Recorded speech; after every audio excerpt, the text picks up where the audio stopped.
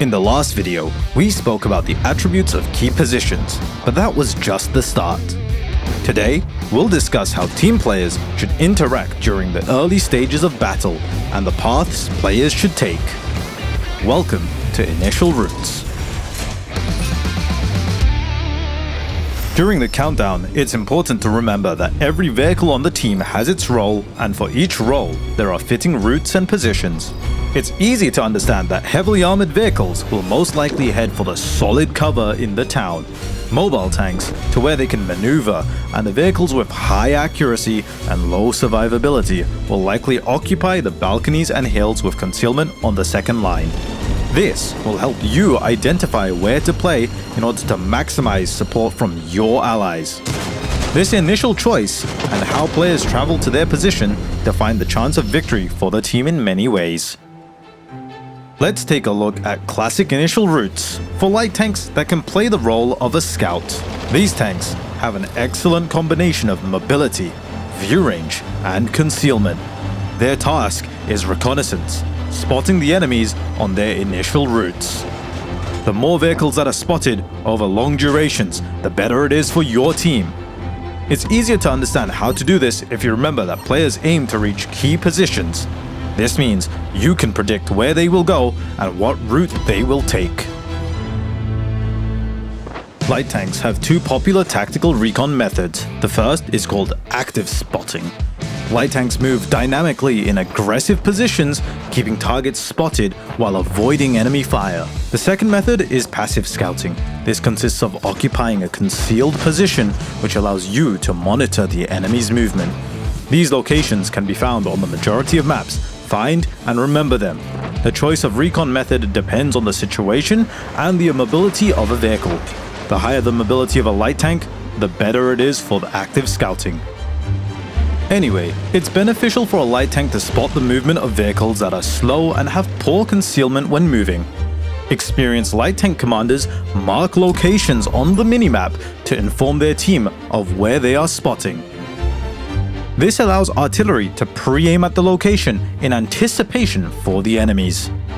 Tanks, such as heavies and mediums that are traveling to their position, can aim their barrel towards the same location in advance.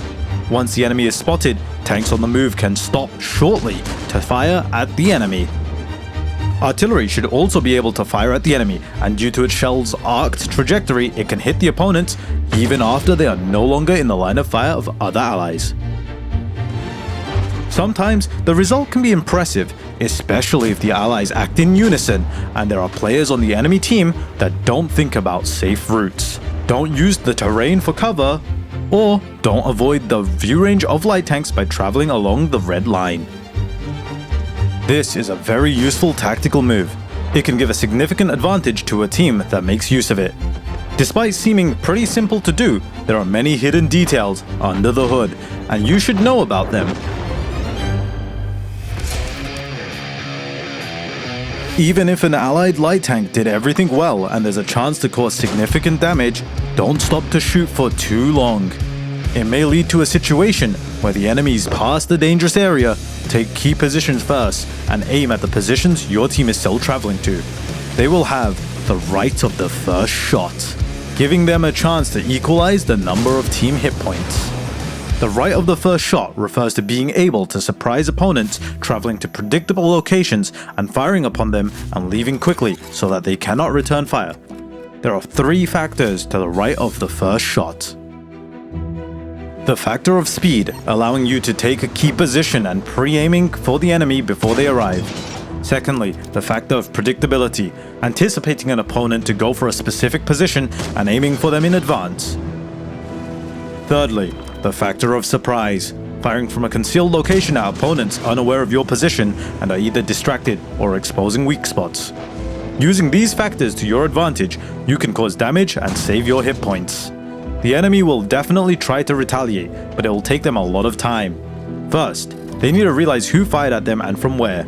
Then, turn their turret, stop, and aim. This should be enough time to avoid them by returning to cover.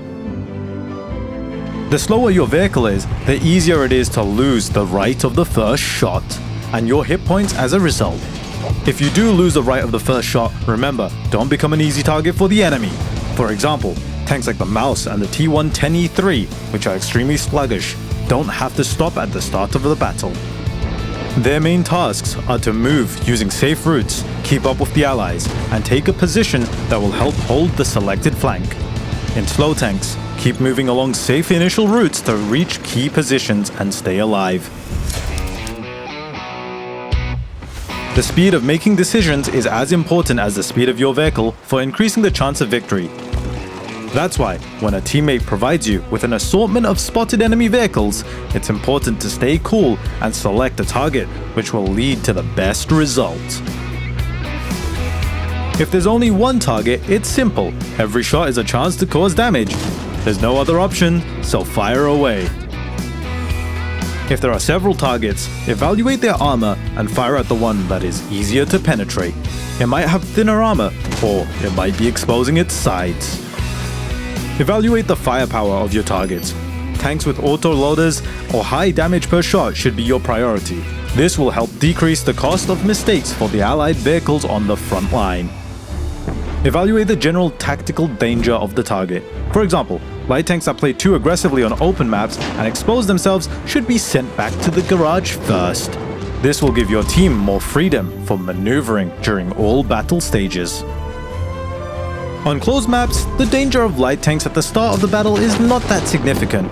Heavily armored vehicles though, they run the show in this town.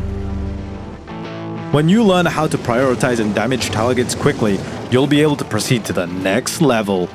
Evaluate the danger of opponents to yourself personally.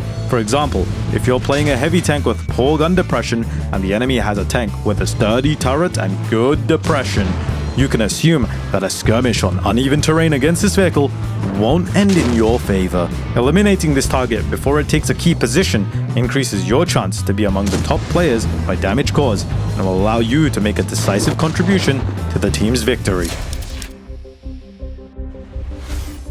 If you think about everything we've discussed, you'll obtain one of the most important tanker's skills: the ability to analyze team setups and predict the course of a battle. This will help you define your role correctly, because it might differ from the role attributed to your tank in its description. For example, when there are no light tanks on the team, a medium tank with good speed characteristics can take on the role of a scout. And a heavy assault tank at the bottom of the list will be among the first to head to the garage if it tries to brawl against a vehicle 2 tiers higher. In situations like these, the role of a support vehicle will be more effective. You can let the higher tiered teammates go forward and play second fiddle, trying not to trade your hit points with the enemy's top tier vehicles. Or you can try to go to another flank and fight against vehicles of equal or lower tiers. To avoid getting into disadvantageous situations, try to evaluate the components of random battle tactics before the start of battle. Start with the simple ones: the key locations of the map, your place on the team list and your ability to play aggressively, the convenient positions for the different vehicle roles on both teams, the ability to crossfire and support each other. Then choose your position and the route you intend to take. When you've adjusted to this, try to gradually add one more point from the following list: the ability to spot and cause damage to vehicles on their initial routes, the dangers of being spotted by opponents and alternative safe initial routes to avoid detection, the speed of reaching positions and having the right of the first shot, the amount of options you have when coming into contact with opponents, and the ability of your vehicle to cause damage to enemies in a position and defending against return fire. Taking these things into consideration will lay the foundation of understanding the game, but of course, your prediction won't be 100% accurate. There are just too many unknown variables. But with time, you'll be able to achieve your goals easier. You will start to feel that you've become a stronger player. In the next video, we'll talk about ways to increase your mastery of World of Tanks. Stay tuned.